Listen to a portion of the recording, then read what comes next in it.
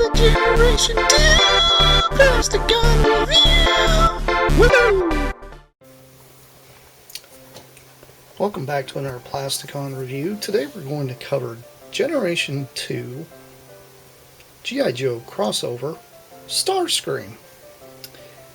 Here's G2 crossover Starscream in his aircraft mode. He's a very cool little jet. I have cleverly used this to be able to display this on, considering this actually does not have any landing gear. You keen-eye people out there will probably realize that this is a core jet that I have repainted. Yes, it is. It is a core jet that I have customized to turn into Starscream. I'm going to give you guys a really good look at the details I've painted on him.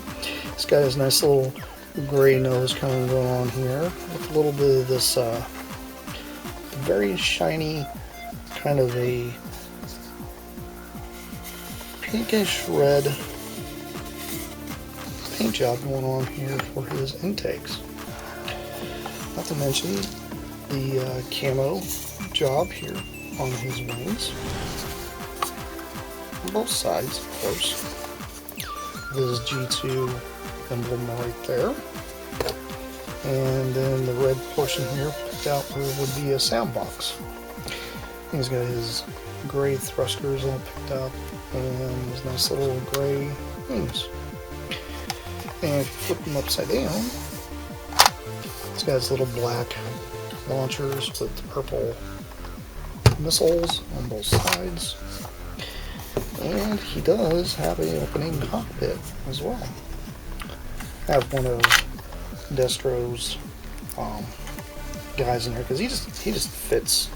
Looks really awesome with it. He's got a nice little control panel there picked out. You can see a lot of detail on the inside of this thing. That's one thing about the core, they didn't skin out detail, but this thing looks amazing done up like this, and it really works very well for Starscream. He does have removable missiles. These missiles do come off. He's got a small one here, oops, as I throw the missile across the floor. And if you notice, it's got kind of a G.I. Joe dumbbell design, which plugs in right here. And let's see if I can put this back on now. And then he's got the larger ones. These are more like sidewinder missiles. Does the same thing.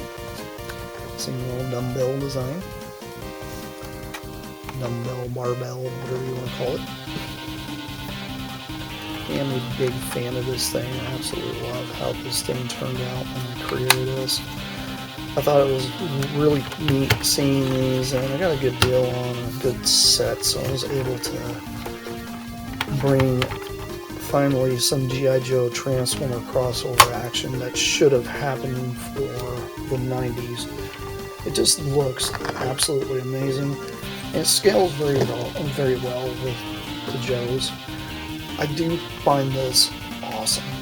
I'm a big fan of the G.I. Joe Transformer crossover stuff, and this just bringing in the 90s stuff really kind of amps that up, because this is what, in my opinion, should have happened back in the 90s. We should have gotten full-scale vehicles that were crossover with Transformers, just done in their type of deco.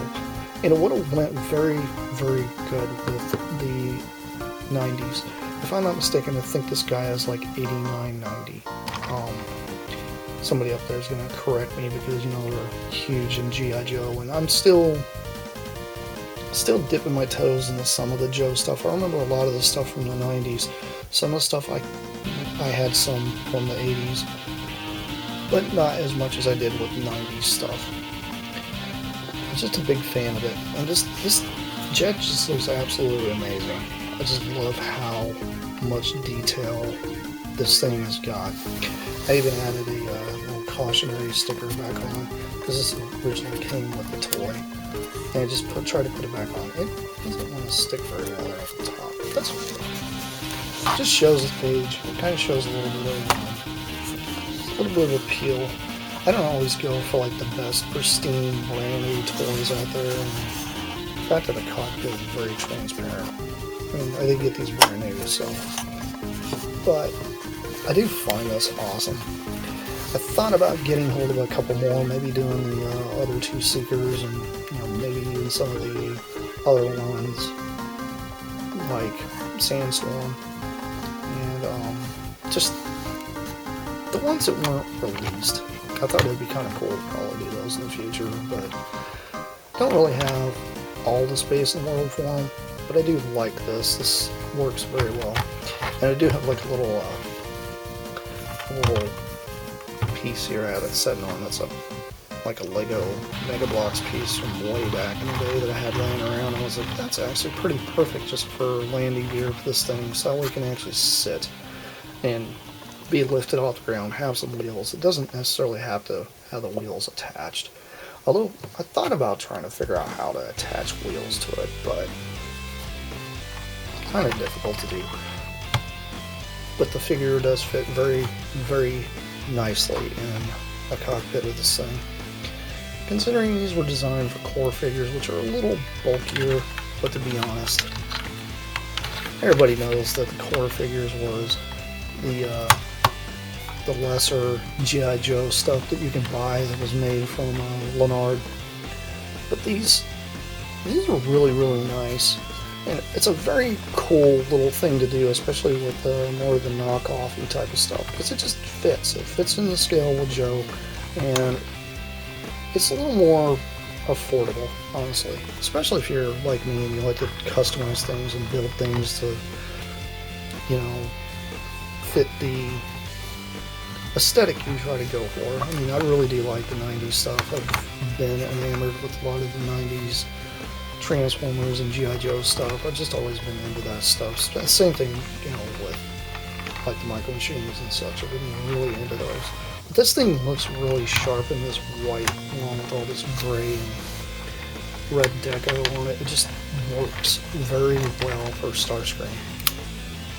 He actually looks pretty good next to Vortex. I don't have him next to me right now, but, I'm doing a huge thing later on and show you off all the G.I. Joe stuff that I've got. Anyhow, that's been Plasticon. This has been yet another Generation 2 G.I. Joe Transformer crossover radical type of review. I'll catch you guys later. And that's it for now.